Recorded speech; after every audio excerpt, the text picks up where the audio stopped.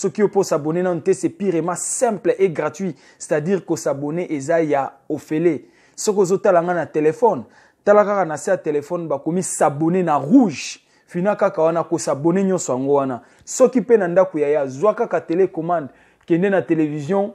Fina esika ba komi s'abonner Olanda ka ba émission na biso na Desho Denar TV. Desho Denar TV, vérité sur vérité. Desho Denar TV, ni pour ni contre. Desho Denar TV, rouge comme rouge, noir comme noir. Voilà notre ambition sur Desho Denar TV. Desho Denar TV, tozawana kaka pona ko aider communauté nabiso et croître. Notre ambition est pour aider le monde et non plus pour nuire le monde ou nuire la communauté. Voilà notre ambition sur Desho Denar TV. Dossier nabiso ya lelo, Congolais na France a déclaré ban 21 enfants. A déclaré ban comme des enfants français. 21 enfants, 21 différentes mamans. Dossier éclaté. Kangi Congolais azana maboko à la police. Dossier na biso ya ngwana tozo développer yango siko na kati ya sujet oyo. Kasi ndenge tokenda na ngona Desho Denar TV moi libanga isa la biso bien isa la biso guna bandaku.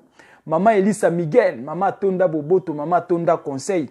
Fichana Fiesta Lusunguni na Montier et ça là yo bien. Christian Gwaïla en Allemagne, voiture et loko pamba. Louis Yengo maman na Kevin en Allemagne et ça là yo bien. Souci tchatch et l'abondance de Lyon. Et ça là yo peut bien côté aux Zouami Kuna na Lyon. Percy Code da Bible Mobile Rasta Mobile Gou et ça là yo bien yaya. Herbik Beck, Eric. Saint-Etienne to take dossier yoka. Yaya dossier za ko pela na France. Ndeko moko ya Congolais a bêtisé, ndeko ya Congolais a révessé, ndeko ya Congolais a bébisi dossier pour na bandeko mususu. Quel est maintenant le problème to côté développement? Ndeko oyo aza Congolais azwa mukanda kaka ndenge ezalaka changer nationalité azalaka français. Azana mukanda azana nationalité française. Ndeko oyo musala na ye ko déclara ka bazemi. Yaya oyebi esengeli to sungana, mais to sungana na balobakande nini. To sungana na modération. To meka ko modérer façon ya ko sunga. Sunga batume avec modération. Mais ndeko oyo na ebite wana pe to benga ngo kaka lisungi ou pas mais to ke na onka abongo ezaki lisungi mais asungi en désordre. Yaya comment mukanda moko, mukanda ya mutu moko est déclaré 21 enfants.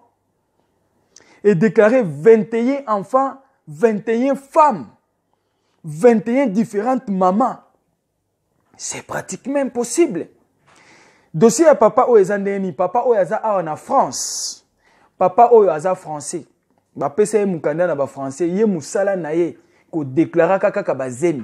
A déclaré 21 fausses grossesses. C'est-à-dire bana ya ye to ebika système ndenge zalaka. Comprendre lo na oloba po ba détailler les kamingité. Papa oyo bakangaka ye liboso tanga komi na 11e enfant. 11 enfants, 11 différentes mamans. Na papier ya mutu moko. Ata yo moko yaya. Yoka, na fungoli non parenthèse moko rapidement pour te comprendre. Moni poto, biso tuto yoka kako yoka.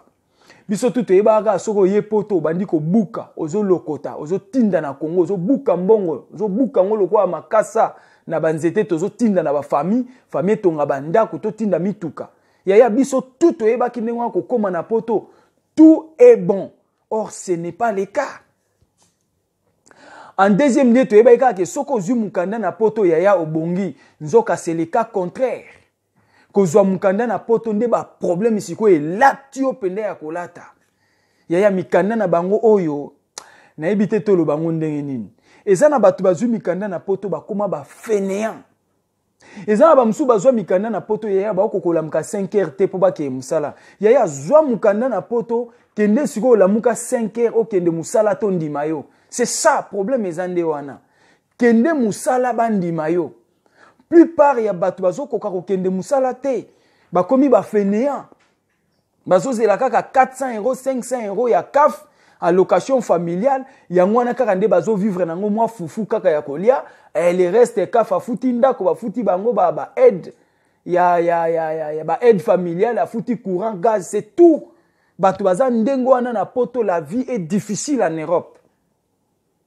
Soko zomona mwana mobile azobima chaque jour azokende musala.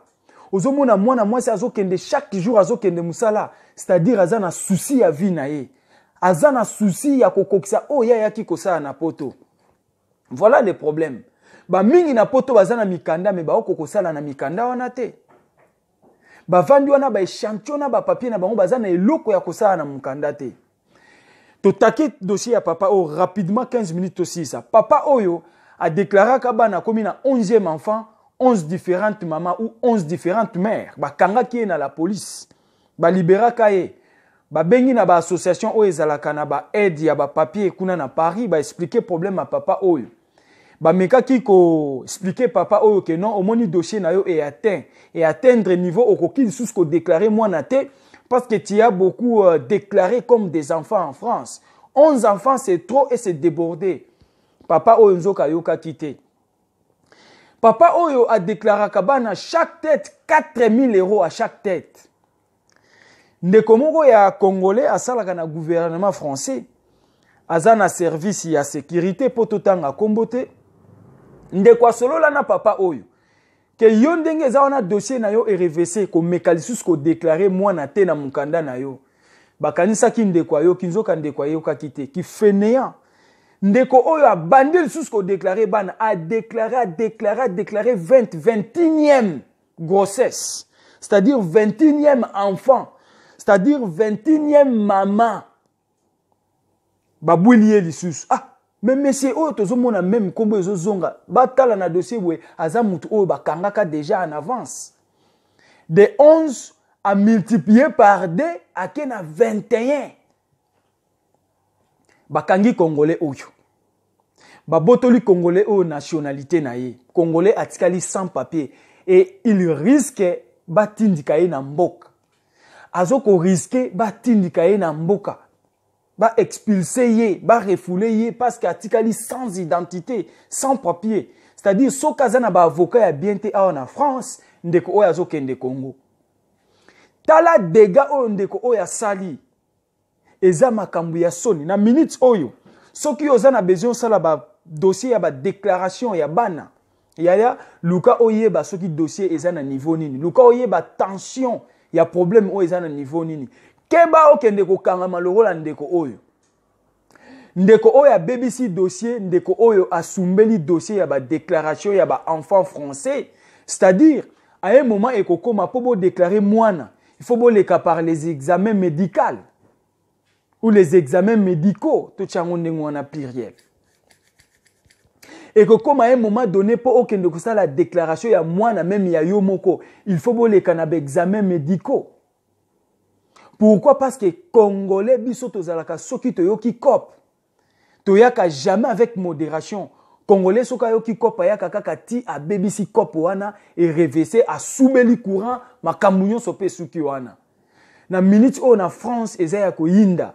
Yaya soko zana ba dossier ya ko sala ya ba marque ya boya ba déclaration ya ba grossesse. Faites attention ba ya ko retirer yo papier. Voilà l'alerte. Oh biso toye nango poyo poyeba. Yango na lobby, abonnez-vous sur Desho Denar TV. Olanda ko ba alerte, il y a ba vérité sur vérité, au comprendre ni neza ko s'est passé autour du monde. Voilà notre ambition. Ndeko oyo a RVC, problème ya ko déclarer bana, ya ko déclarer ba zemi, mes frères et sœurs, bossa la attention, à bon attendeur. Sali oyo azana matoi ayoki. Ba kangie azana la police, dossier eza récent. Au courant il y a semaine au courant de la semaine passée, dossier est récent. Ndekwazo risque kende RDC parce qu'atikali sans papier va retirer nationalité française et hindi. Comment une seule personne peut déclarer 21 enfants avec 21 différentes mamans? C'est impossible. C'est impossible. Comment biso tout ça là keloko avec modération te? Congolais ceux qui toki kaka cop, toki eloko moko boye. Sans maîtrise, il faut tomber ça. Et chose grave, tant on bakangi papa oyo, ba dossier wana nyonso ya bana et kotina problème. C'est-à-dire bazo retirer ba nationalité ya bana wana nyonso oyo a réclamer ki bango. Bazo boto la ba nationalité ya bana wana tout parce que ça ba faux dossier. Ils ont un faux dossier. Et puis, babi azo senga 4000 € à chaque tête. Et 4000 € fois 21, combien zui? Et mutango azui bambongo wana nyonso azaka ka muta milangwa yaya. Milangwa na milangwa. Batu balemba vi na Europe. Ozo senga 4000 € par tête, mais nyonso wana ole omeli nango kaka quit. Vi ya malonga ba obi azana ngo te mutu ya quit na quit. Baya kala na poto.